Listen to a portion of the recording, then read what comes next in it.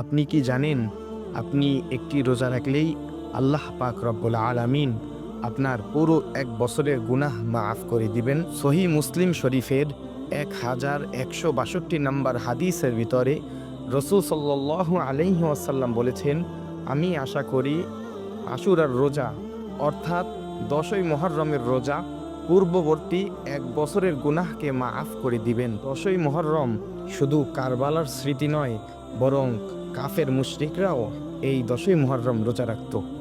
সেজন্য রসুল সাল্লাল্লাহু আলাইহি ওয়াসাল্লাম আমাদেরকে ভিন্ন তারিখে রোজা রাখতে বললেন। তোমরা 9 তারিখ অথবা 10 তারিখ, আর না হয় 10-11 তারিখ রোজা রাখবে।